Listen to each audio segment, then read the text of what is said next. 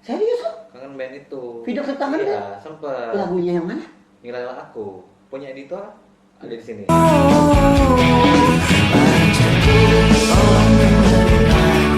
Gue mau kenalan sama orang yang emang bisa mendatangkan keuntungan buat gue. Menurut gue itu kalau nggak ada pertolongan Tuhan nggak kejadian. Iya. Karena Tuhan ngelihat gue berusaha dalam hal apapun untuk bertahan dan cari duit. Gue nemu partner namanya Raditya Dika. Seriusan? Iya, iya beneran. Gue punya partner dulu Raditya Dika. Jadi gue kenal sama Raditya Dika itu di Friendster. Kalau lu apa? 3 hal yang paling lu syukuri dalam hidup ini sampai sekarang?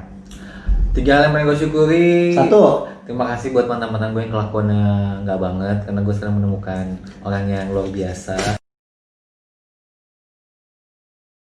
Mimski, ini gimana? Handphone lo nggak dicas nih, udah lowbat. Gue casin ya, sama gue baca DM-nya. Passwordnya 8888 masih. Baca password. Hai, selamat siang. Udah ada orangnya di sebelah. Udah. Mau in frame nih. Ini masih kebingungan soal judul ya, tapi tadi udah diskusi mungkin cocok dengan Wakanda. Wawancara kehidupan Anda. Baru semalam gue tanya WhatsApp orangnya, lu mau nggak bantuin gue wawancara soal kehidupan segala macam. Akhirnya gue menemukan juga salah satu kata.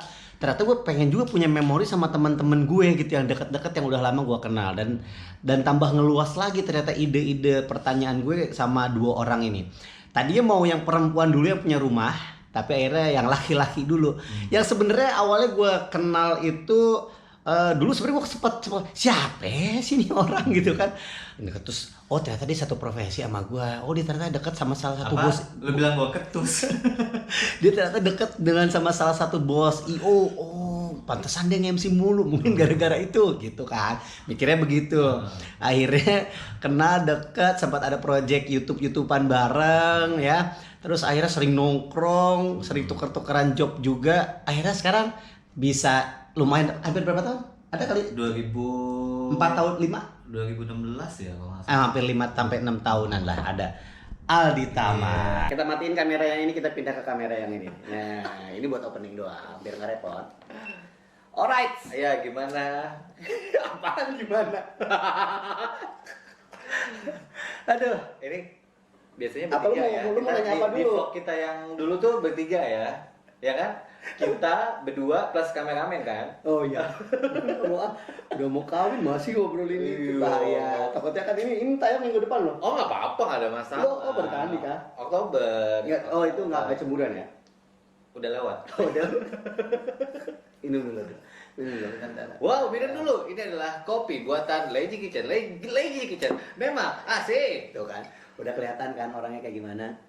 Nah ini buat teman-temannya Aldi, mungkin yang sempet tahu cerita-cerita soal Adi, kemudian teman-teman gue juga yang sedikit tahu soal Adi, mungkin di sini Adi bakal buka-bukaan dan ada cerita yang belum sempat lo dengar.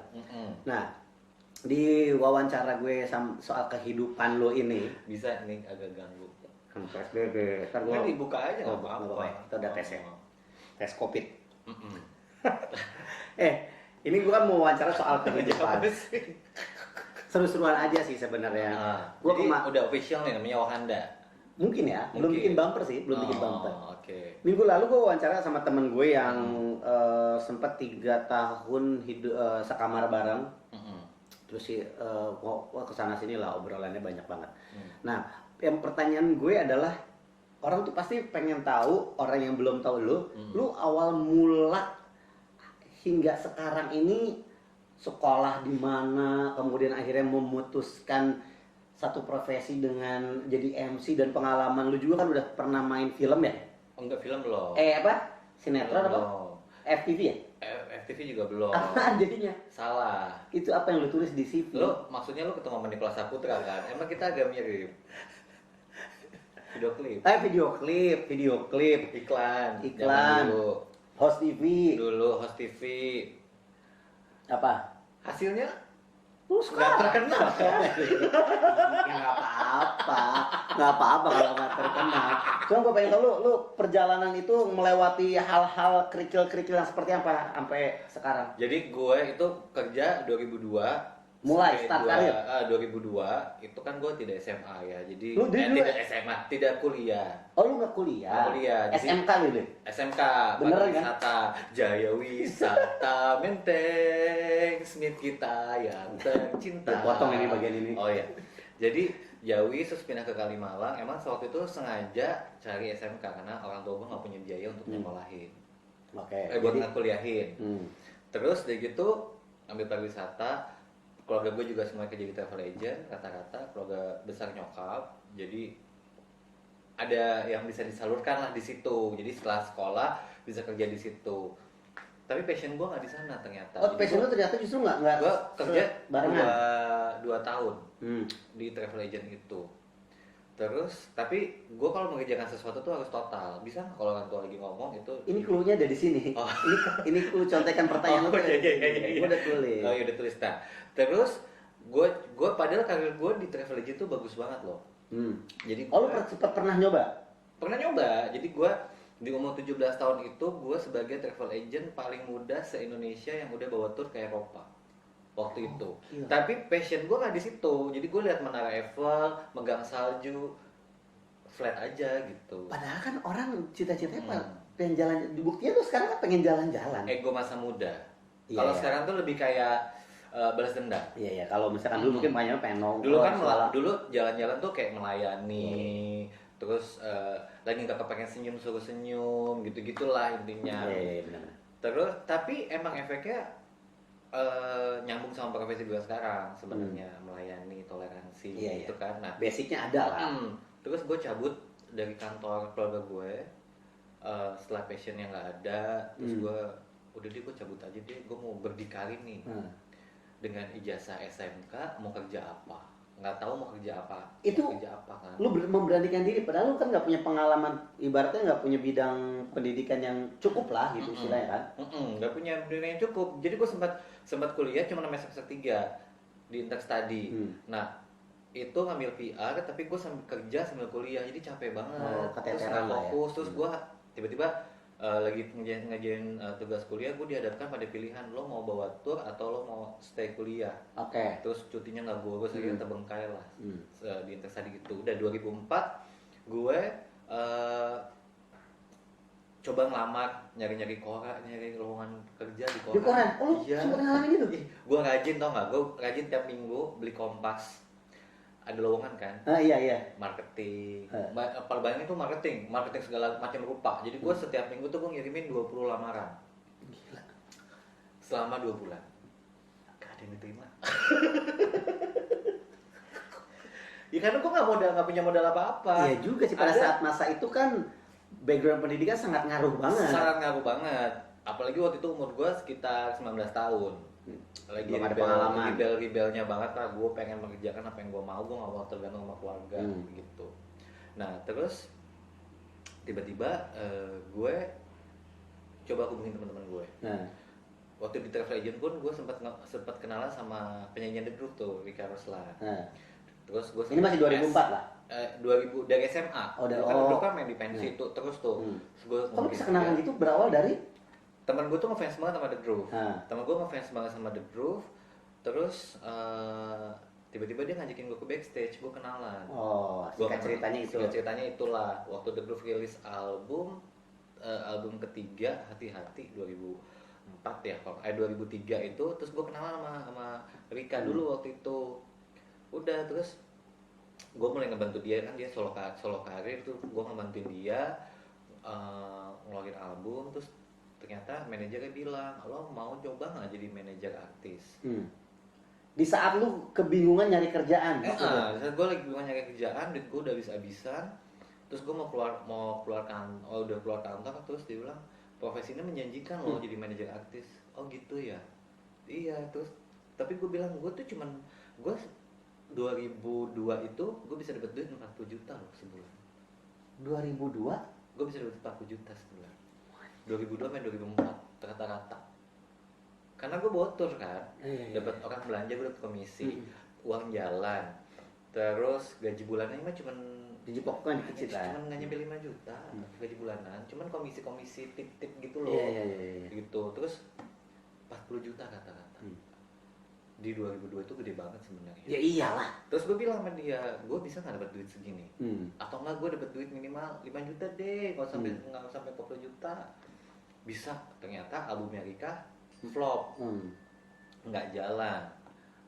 Terus gue nggak tahu mau ngapain kan, mau pulang gue mah. Dan lu gak ada pengalaman sebagai manajer atau Nggak ada sedikit Gua dulu dikasih tahu? Jadi asisten. Oh, jatah asisten. Jadi asisten. Terus nggak, lo mulai dari yang bawah dulu, lo jadi asisten. Asisten tuh ngapain aja sih? Dia Kalau dulu asisten artis? jadi jurinya Avi ya, Nah. Akademi Fantasi Indonesia. Pokoknya kegiatannya banyak banget dia. Kita suruh bawain tempat make up, Tempat make up lu bawain. Baju. nyetir. Oh, gitu. Gue bingung. Tapi kalau artis itu asistennya satu atau ada berapa? Tergantung artisnya.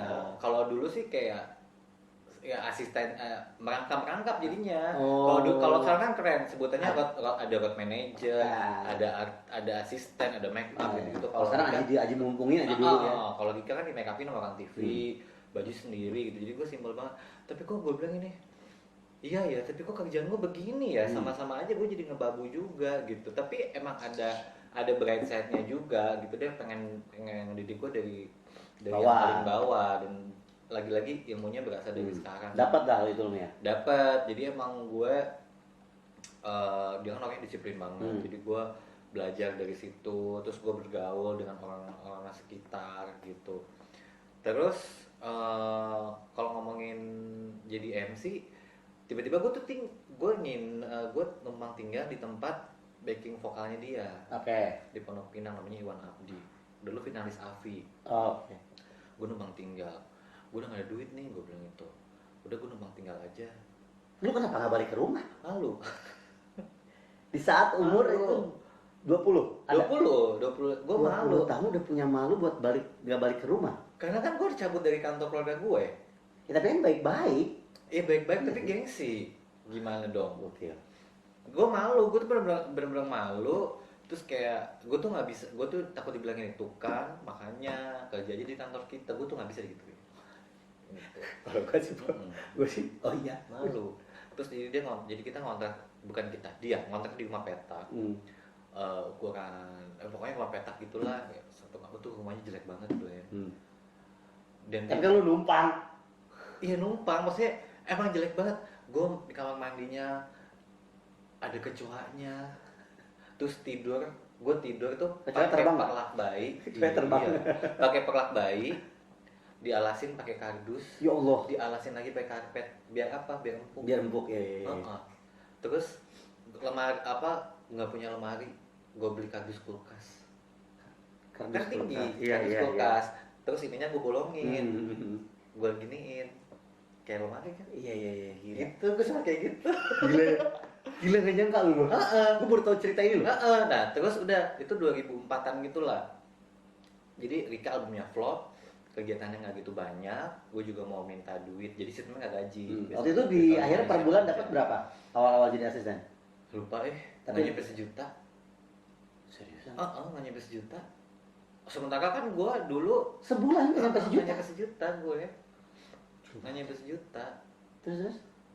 Terus udah gitu, gue numpang tinggal di rumah Iwan ini.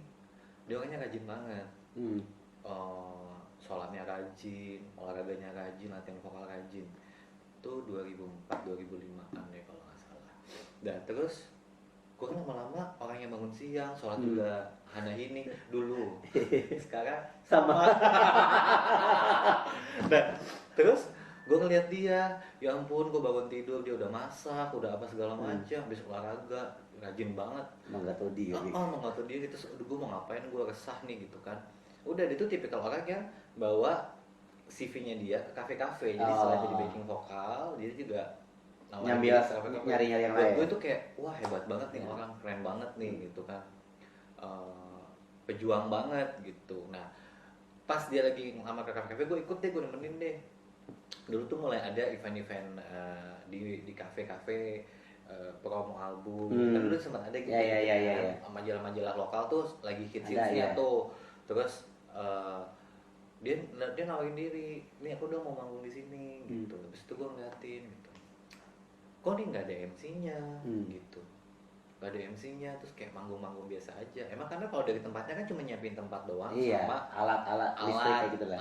sama makanan lah supaya rame. Iya. Jadi nggak dibayar semuanya kan. Udah gue bilang,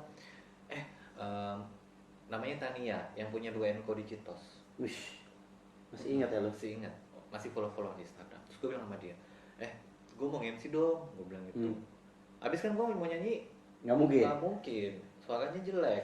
MC aja juga nggak ada yang liatin ya. Nggak ada yang ngeliatin. Makanya apalagi sekarang ya kan, virtual, close up banget gitu, Lebar. lebar.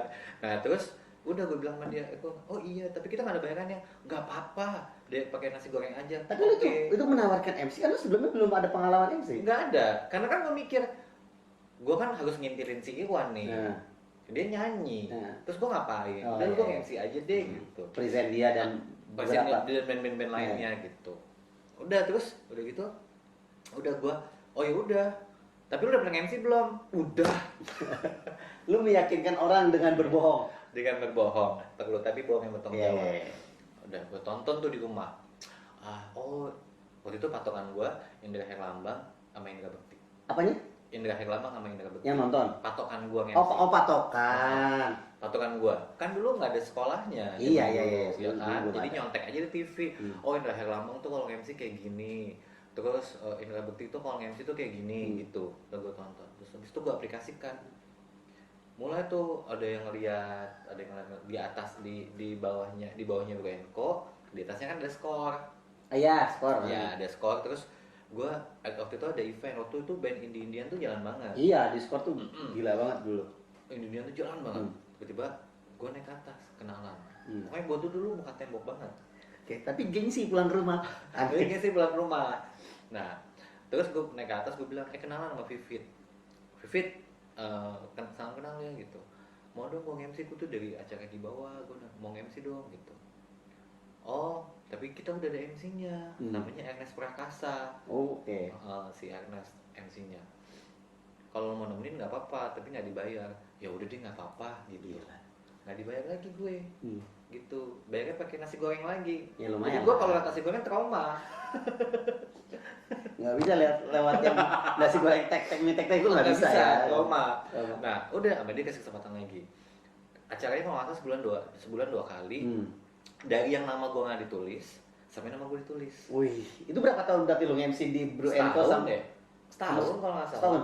Lumayan lama dong. Tiba-tiba ada Area Magazine bikin acara di situ, kenalan sama Hidayat Pane. Terus dia ngeliat gue MC, terus lo mau nggak gue gabungin MC lo berlima karena kita ulang tahun kelima, lo kan anak baru, si muda, nggak dibayar lo juga. Gimbal. Oh iya ada fotonya, ada fotonya. Siapa aja yang MC-nya? Bekti, Ayu Dewi, Fla sama Meli Munia. Wow, ngeri ya. Kan? Berapa bayarannya? 2 juta. Wih. Wih. Lu pada saat itu udah berani nantang minta bayaran? Enggak, dia yang nanya. Oh, lu budget lu berapa? Lu adanya berapa? 2 juta gitu. Tapi karena lo belum begitu terkenal, wardrobe tuh siapin sendiri, MC lain disiapin sama sponsor. Oh gitu, dia bilang itu. Gue bilang oh gitu. Oh, apa sponsornya?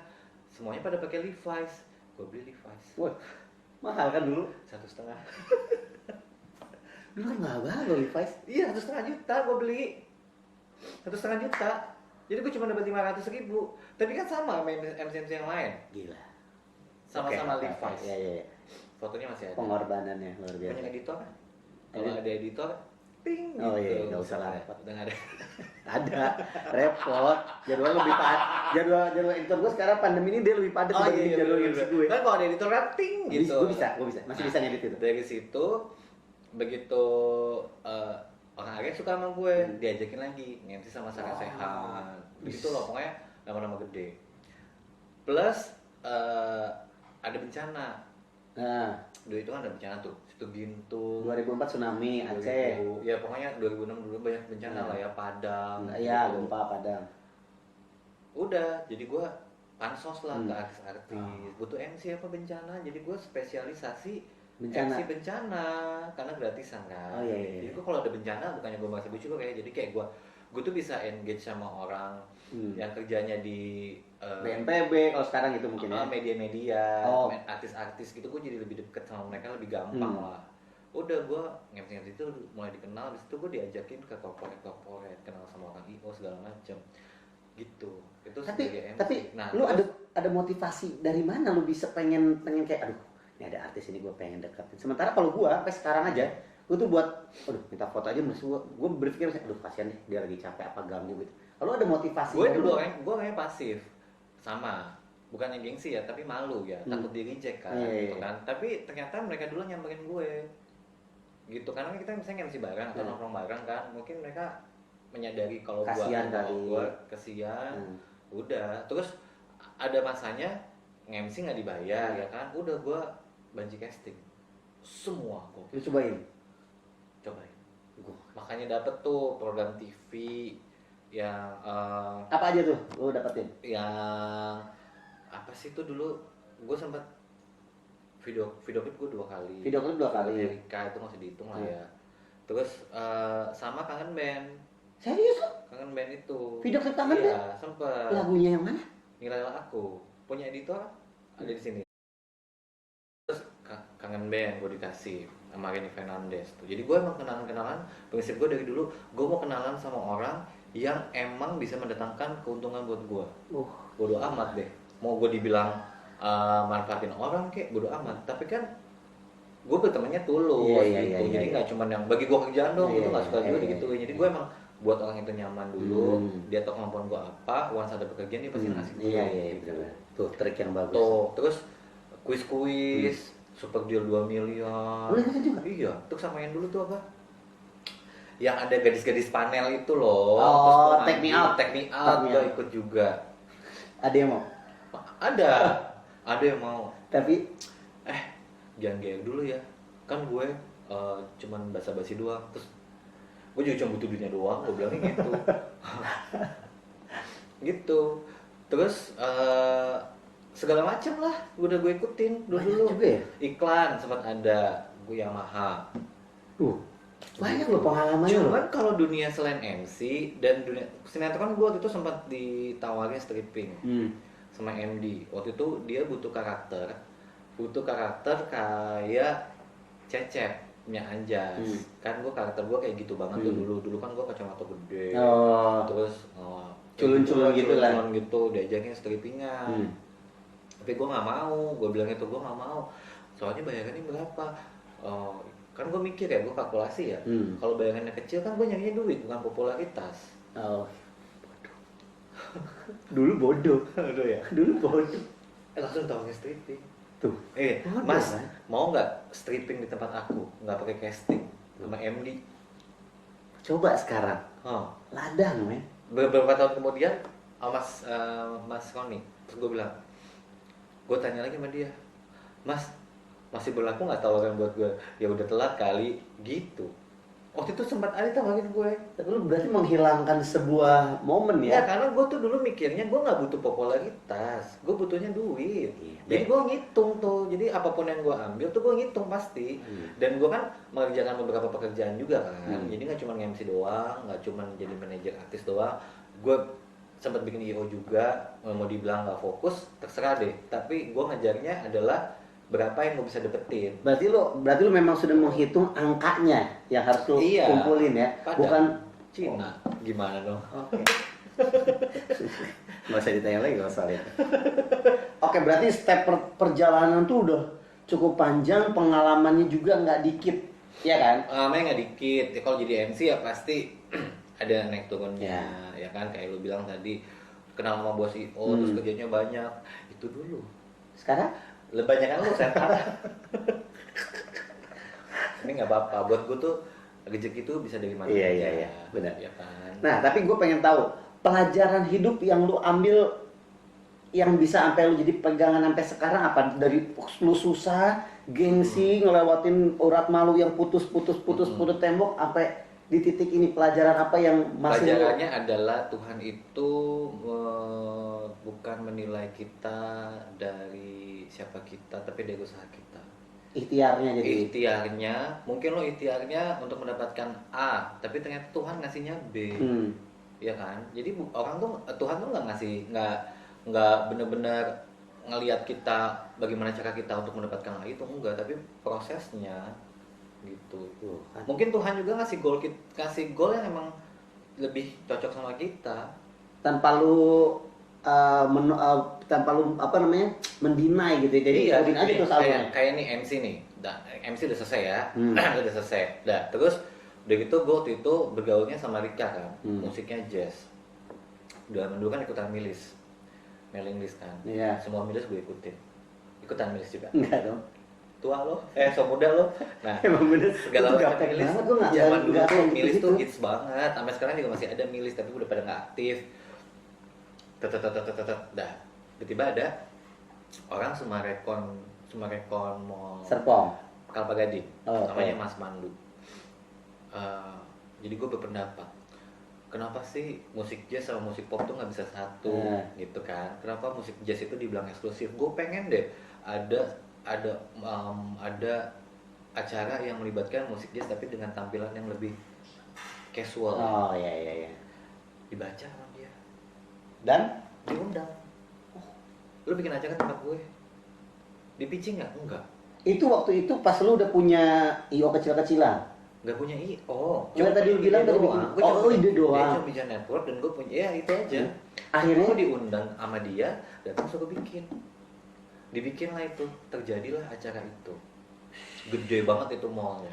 Iya, kok gede banget. Oh, jadi La Piazza. Iya. Tahu La Piazza kan? Nah. Itu La Piazza, salah satu acaranya tuh gue, Urban Sound of Jazz waktu itu. Gokil. Bikin acara situ.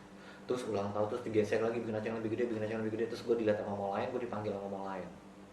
Ide lu itu. Iya. Hebat juga ya. Loh. Itu bukan, menurut gue itu kalau nggak ada pertolongan Tuhan nggak kejadian. Iya. Karena Tuhan ngelihat gue berusaha dalam hal apapun untuk bertahan dan cari duit. Walaupun hanya lu pertamanya adalah Nggak hanya ada kayak modal, surat pembaca kan istilahnya kan. Iya, kagak ada modal. Gue nggak ada modal karena kan dia ngasih DP kan, ngasih DP. Terus Karena lu mau ngolah si DP yang diberikan? iya begitu. Terus gue minjem duit sama partner gue nemu partner namanya Raditya Dika. Seriusan? Iya, Beneran? Iya beneran. Gue punya partner dulu, Raditya Dika. Jadi gue kenal sama Raditya Dika itu di Friendster. Pokoknya gue tuh segala macam orang tuh gue sapa-sapa zaman dulu. Wait, Dan. Gue ketok-ketok. Canggih ya? Iya.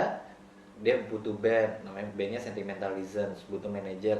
Ayo, gue manajerin. Terus gue tuh bilang, gue gak ada duit nih, gue ada event di La Piazza. Lo gimana mau bantuin gue nggak? Ya udah bantuin aja. Cuma waktu itu ada miskomunikasi yang membuat kita sudah tidak berteman lagi. Ya sayang banget. Karena dia sekarang banyak duit. Banyak duit, tapi tenang nggak? Iya juga. Nggak tahu ya, belum tahu ya. Ya tapi gue selalu bilang Raditya Dika, gue bilang sama Radit bahwa dia adalah orang yang jenius. Karena gue itu sama dia gue kasih tahu, dia udah baru datang dari Australia ke sini, kami jantan waktu itu kan, punya kan. Terus gue jadi manajernya dia. Terus gue bilang nih. Oh, lu sempat manajerin Radit? Enggak, bandnya. Oh iya bandnya. Waktu itu dia masih penulis sama band, belum jadi stand up comedy. Terus nih lo belajar ini nih, aplikasi bikin musik gitu. Dia bisa lo cepet Nerima itu. Oh. Tapi enggak, lu kan maksud gue menangkapnya dari cerita-cerita lu cukup orangnya punya ide-ide yang brilian itu. Lu emang itu dilatih atau emang akhirnya karena perjalanan si pengalaman ini akhirnya lu itu keluar atau lu latih? Enggak, gue latih sih. Cuman kan gue selalu memposisikan diri sebagai konsumen, sebagai penonton. Gue nyari nih apa yang penonton mau, apa yang orang suka, apa yang lagi terjadi sekarang, apa yang belum ada tapi pangsa pasarnya banyak. Gue lihat di situ. Berarti itu maksudnya pembelajaran juga kan itu? Pembelajaran itu otodidak sih. Jadi makanya gue sampai sekarang nih, kan ada orang yang nonton, misalnya ada orang yang nonton maunya TV kabel terus Indosiar dia nggak tonton, SCTV dia nggak tonton. Kalau gue tonton semua gitu, karena kan market kita juga di sana. Jadi segala sumber lu terima, lu olah lagi. Ya kayak kita nge-MC lah ya. Iya. Zaman dulu kita harus bisa cocok dengan audiens di lapangan ataupun di ballroom hotel kan gitu sebenarnya. Iya, walaupun beda audiens. Walaupun beda audiens gitu.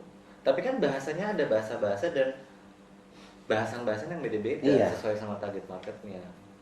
Nah, ini terus kan gue tahu lu juga sekarang manajerin band. Manajerin band Di itu grup apa aja sih? Itu soal IO. Jadi masalah IO tuh gue spesialis megang mall. Spesialis Mega Mall karena lu memberikan ide-ide. Sederhananya mall itu di Jakarta ada 80-an. Masa sih gue ketok-ketok nggak ada yang mau ngasih Iya, gue dari kerjaan? kamu maksudnya sih 1 atau 2 nggak ada yang bisa. Gitu. Tapi untungnya gede nggak sih? Gede dong. Oh, gede?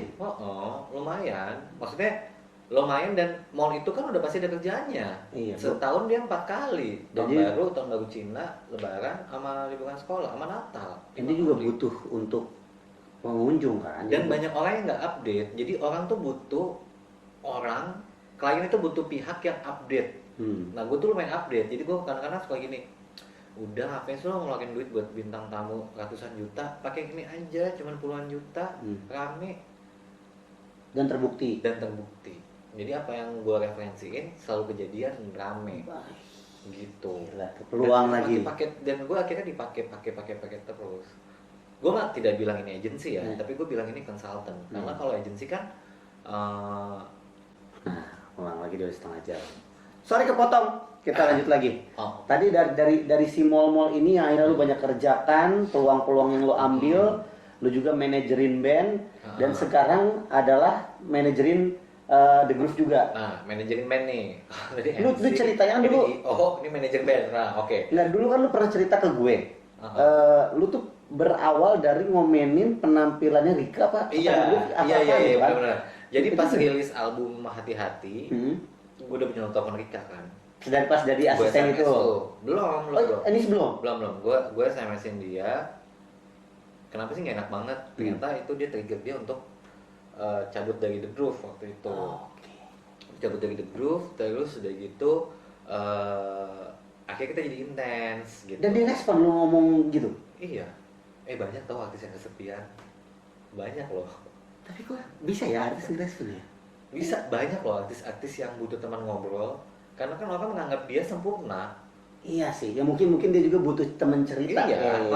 Nah, terus udah gitu itu 2004 gue manajerin dia sampai 2006 berusaha kan albumnya flop juga. Terus 2007 itu gue bikin konsep nih,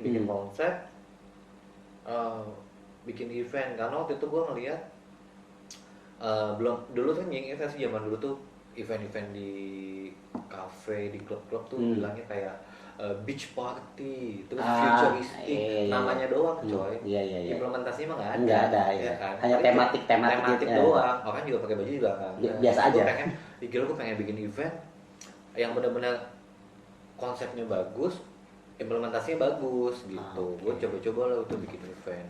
Nyari-nyari nih artis siapa ya yang cocok nih gitu.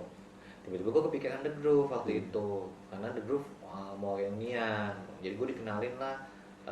Jadi gue ngajakin sebenarnya karena gue sedih banget ya, mereka kan hits banget zaman dulunya, satu kerjanya di pelabuhan ngawasin barang masuk personil itu. Iya. Ada yang lagi itu? Ada yang jualan bakso, ada yang cuma jadi pengajar gitu-gitulah. Di saat vakumnya. Saat vakum kan gue nggak tega ya. Udah kita ajakin The Groove aja deh. Gitu. Terus gue ketemu sama Yuke, dikenalin sama Rika gitu. Terus kita ngobrol, udah ayo aja. Gue minta ke label yang lama, gue minta support, dia mau bantuin cari sponsor, gue presentasi gitu-gitu. Eventnya nggak jadi, karena mahal banget. Eventnya nggak jadi. Tapi setelah itu nggak lamanya Java Jazz, gue bangun di Java Jazz. Nah kebetulan mereka lagi butuh manajer, dan dia butuh orang yang emang ngurusin mereka. Dan mungkin selama proses gue bikin proposal, presentasi ke label, dia ngeliat gue punya effort yang besar, itu buat effort yang besar sama ini band. Akhirnya gue diajakin sampai sekarang 13 tahun. Dari sebuah ketidaksengajaan. Itu gue kalau jadi PNS udah dapat bonus banyak kali ya. Di awal jadi asisten terus ngomenin Rika. Kok mainnya Gila enak ya? Gila ya? Jangan Tapi gitu lu loh. sadarin gak sih tuh? Kayak gitu maksudnya yang dulu, oh iya kebayang gitu sampai sekarang akhirnya. Enggak sih, gue nggak pernah se melo itu ya. Oh, nggak pernah misalnya lo pikirin misalnya kayak kayak dalemin gitu. Gue cuman kayak gue sesimpel gini, oh iya emang berarti Tuhan tuh ngeliat usaha gue, udah gitu aja, menghargai usaha gue gitu. Tapi emang keajaiban itu kalau Tuhan tidak ada di situ tidak akan kejadian kan. Maksudnya karena gue dapat kerjaan ngerjain mall cuman dari mailing list ya kan. Gue nge-MC cuman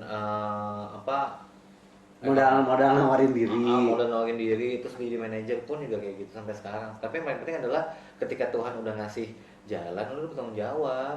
Jangan ngaco. Kalau udah ngaco lu pasti ada aja cobaannya. Iya sih. Tujuan hidup lo yang sekarang lu pengen capai sebenarnya apa? Setelah lu mungkin lu sekarang boleh deh inget-inget dulu. Iya dulu gue pengennya punya duit, punya banyak. Terus lu sekarang geser mungkin, wah iya, sekarang gue pengen popularitas juga. Padahal dulu ada peluang populer, tapi lu tidak manfaatkan. Sekarang silakan. Apa Lu ya? tujuan apa sih tujuan hidup lu yang ternyata oh iya gue tuh sebenarnya pengen Gue pengen tenang. mati dong. Coba lu pikirin dulu. Gue nggak tahu ya, ini kan lagi kayak pandemi gini kan kayak bikin naik turun ya. Di umur gue 36 tahun ini mau nyari kerjaan lain udah susah Ya. jadi udah terus mau nyari kerjaan itu maksudnya pindah bidang gitu kan. Kalau gue menekuni di bidang hiburan ini pun mengerjakan yang lain, misalnya gue belajar di show director misalnya, bisa juga. Tapi kan ladangnya lagi tidak ada. Iya. Kan gitu. Jadi kalau ditanya maunya apa ya gue pengen Ketenangan. tenang aja, yang sederhana aja sih, Dengan berkecukupan. sederhana aja. Berkecukupan tuh dalam arti kata apa ya, gue tuh kayak lagi milah-milah lagi baju-baju yang kayak Nggak kepake. yang jomreng, yang warnanya gonjreng itu gue geserin. Terus sekarang kalau beli tuh pengen yang polos-polos tuh gitu nggak sih? Iya. lebih nggak pengen yang hal-hal yang rumit lu pikirin ya kan. Lu pengennya simpel banget ya. Pengen menyederhanakan hidup gitu. Sekarang lebih ke arah situ. Lalu lu gimana? Kan anak lu 3 ya. Iya juga sih. Iya juga. Kalau gue kan berpikirnya sekarang gue bertemu dengan masalah atau orang-orang yang ribet apa segala macam, gue lebih baik tidak meladeni. Iya kan? Iya. Iya kan, bener-bener sama kayak lo mungkin. Dulu tuh mungkin kita ada fasenya di mana kita doyan debat ya. Iya. Ya kan? Di mana kita doyan debat, doyan argumen, tapi sekarang tuh gue lebih belajar untuk diem. Gitu. Nah, lebih kayak gini, maksudnya gue pengen berdamai sama diri gue sendiri. emang dulu nggak berdamai? Enggak, dulu kan kita ada masa-masa kita obsesi banget kan? Iya nggak sih? Tahun kemarin juga masih obsesinya masih gede. Obsesi banget ya? Tahun kemarin masih obsesinya masih gede. Masih obsesi banget, terus kayak masih agresif, pokoknya harus dapet. Ambisinya gede banget. Ambisius banget. Kalau sekarang tuh kayak lebih calm down. Mungkin efek pandemi ini ya, positifnya banyak terjadi sama orang-orang, kepasrahan diri, mendekatkan diri pada ilahi itu makin kelihatan. Selama masih ada yang bisa dijual ya. Nanti kalau misalnya udah nggak ada yang bisa dijual kan kita nggak tahu juga ya. Balik ke situ ya. Oke, kita lewatkan pelajaran hidup yang sangat banyak dampak positif. Kalau ada yang nonton ini bisa dilakuin nanti. Oh iya. Buat anak-anak muda yang mungkin kayak kan banyak anak muda yang pengennya instan, pengennya bebas, kerjanya nggak pengen di kantor segala macam, bisa ikutin gerakan. Langkahnya dari Ali. Yang penting menurut gua, lo bertanggung jawab sama apa yang lo pilih, lo maksimalin apa yang sudah dilakukan, karena Tuhan yang menentukan. Begitu Tuhan udah ngasih keajaiban, kalau lo nggak mensyukurinya, berarti lo sundal. Bolong nggak? Gitu loh kan, misalnya gini, lo nggak ada duit nih, lo kerja keras, duit udah ada, apa? Lo narkoba, cewek, terus udah gitu lo beli barang-barang yang nggak penting. Namanya kufur nikmat. Dan takabur, ya kan? Karena nanti bulan depan pasti ada lagi. Mikirnya seperti itu. Alhamdulillah gue tuh nggak kayak gitu. Gue mikirnya, gue susah ngedapetinnya. Ini lagi gampang, begitu udah gampang, gue mikir jangan dihabisin gampang juga. Iya, nah itu banyak sekali teman-teman kita yang Seperti itu. iya seperti itu. Dan sebenarnya kan masih ada pilihan. Ya semua orang bebas memilih apa yang dia pilih ya. Tapi maksudnya ketika lo memilih itu lo harus tahu resikonya.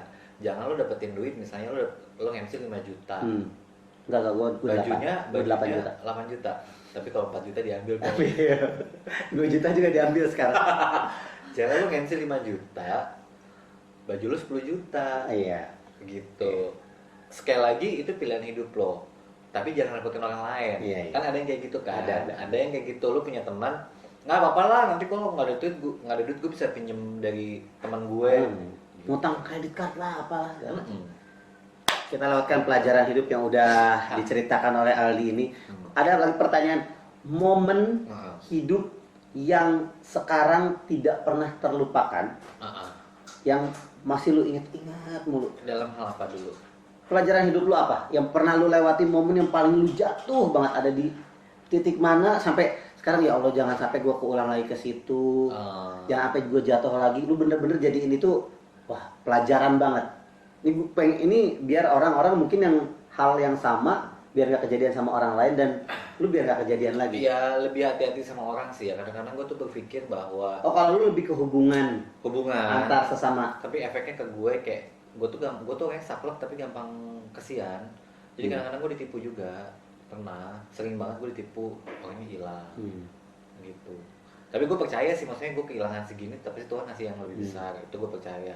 Sama apalagi ya, sama lo berteman harus juga yang lebih yang sama orang yang benar sih. Terus lo bandel juga bener yang bertanggung jawab. Gue hampir OD juga, gue dulu pernah. Iya. Gue pernah overdosis. Tapi kan gue tidak membawa cerita itu ke rumah. Nyokap gue taunya sekarang baik-baik aja. Tapi ternyata penonton ini. Bodoh amat.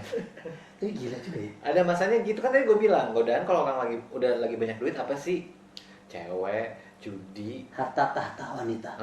cewek, judi, terus apa lagi tuh? Beli barang branded. Iya, penting kan. Gitu, gue dulu sempat narkoba. Tapi gue gak pernah bertanggung jawab ya. Akhirnya sembuh dan meninggalkan. Bentar ya, saya periksa dulu muka kita pas nggak di sini. Handphone gua tuh di bawah nggak sih cuy? Handphone? Nggak Ada di gue. Kan gue bilang sama lo. Oh iya, tadi kan dipakai masih Aldi.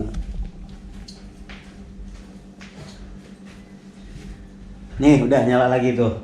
Apa nih pertanyaannya? Tadi udah soal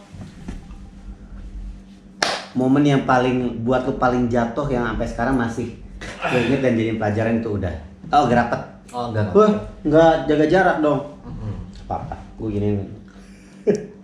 Ntar gue liat contekan. Nih terakhir. Apa? 3 hal yang lu paling syukuri sampai sekarang lu inget-inget. Duh ya Allah, gue pernah ini, alhamdulillah. Misalkan nih, gue pernah ketemu si ini, alhamdulillah sekarang jadi istri gitu gue. Kalau lu apa? 3 hal yang paling lu syukuri dalam hidup ini sampai sekarang? 3 hal yang paling gue syukuri. 1. Terima kasih buat mantan-mantan gue yang kelakuannya nggak banget, karena gue sekarang menemukan orang yang luar biasa. Gue tadi pengen nanya soal itu, cuman gue nggak tega. Soalnya bentar lagi kan nikah. Terus terima kasih buat orang-orang yang sudah mengajarkan banyak hal. Ya sebenarnya gue 3 hal ya, apa aja ya? Tadi mantan udah. Mantan berarti ngasih pelajaran soal percintaan lah. Ya kan? Berbagai macam ditipu, tiba-tiba ngilang, gagal kawin, ya kan? Ada, udah jadi pelajaran. Dia difitnah. Oh, difitnah. Iya kan? Apa air ini bukan fitnah kan? Lu gua soalnya gitu. Lu kan pernah difitnah. Gue nulis tuh gini-gini, gue nyari tahu. Terus yang kedua, serius ya dia kayak tulis. kan gue nyari tahu, namanya wawancara. Terus yang kedua pelajaran ya. Jangan yang disyukuri. Yang disyukuri ya. Gue bersyukur untuk tidak gampang percaya sama orang. Dari pelajaran-pelajaran hidup ini. Oke. Terus gue bersyukur gue terakhir punya selera yang bagus tanpa harus memandang barang itu mahal apa tidak. Jadi dilihat dari kualitas lah ya. Iya. Ternyata Tuhan ngasih gue selera yang bagus. Bukan dari brand dan harga. Gue kira hal yang disyukur ini akan berat sekali. Loh, itu penting loh. Iya, sepele tapi bernilai. Iya nggak sih? Saya gini, lo nggak akan, lo misalnya gini, lo selera lo tuh pengen punya rumahnya di Pondok Indah, lo nggak akan pernah punya rumah sih, Terlalu ketinggian. terlalu ketinggian. Gitu. Itu yang gue syukuri. Akhirnya di Bintaro. Gue bersyukur, tapi gimana diulang-ulang. Gue bersyukur sama mantan gue. Satu. Ya karena sudah memberikan banyak pelajaran hidup, ya. Terus yang kedua, gue bersyukur untuk didekatkan sama orang-orang yang Oh iya tadi soal orang. orang-orang yang memang bisa dipercaya, orang yang baik, ya kan. Yang ketiga, gue bersyukur Selera. Tuhan memberikan gue selera yang bagus tanpa memandang harga dan brandnya. Gak tau ini gue tujuannya yang ketiga ini apa. Tapi terima kasih banyak ya. Tapi lu boleh ceritain dong. Oh. Selama lu kenal gue, apa yang lu rasakan? Ya bapak anak 3 mikir aja cari duitnya gimana. Tapi ini gak nyari duit. Oke, terima kasih Aldila Pratama. Lagi dong, kalau lo butuh pujian kan? Enggak. Oh, nggak butuh Gua pujian. Ya Gue udah. tidak haus pujian. Tapi gua haus. Ejik gitu. Paling enak. Terima kasih buat yang nonton, semoga ada manfaatnya, semoga pelajaran-pelajaran hidup dan cerita yang diceritain sama Aldi ini bisa diaplikasikan buat yang soal kerjaan, hubungan antar sesamanya dijaga dengan baik-baik. Kalau misalkan soal kerjaan jangan malu-malu karena itu butuh effort yang besar dan ikhtiar yang banyak, dan kalau misalkan udah dapat hasilnya dimanfaatkan sebaik-baiknya, jangan percuma begitu aja hilangnya. Dan pelajaran-pelajaran hidup yang sudah dilewati bersama pasangan, pacar, segala macam, mantan lah, pernah ditipu, difitnah dan segala macam, itu juga jangan sampai keulang lagi dan keulang lagi. Terima kasih banyak ya. Hindari free sex juga. Kalau mau bayar. Ya, ini masa hari gini free, sian dong ceweknya. Ini gua kata. Oke, terima kasih banyak. Dadah.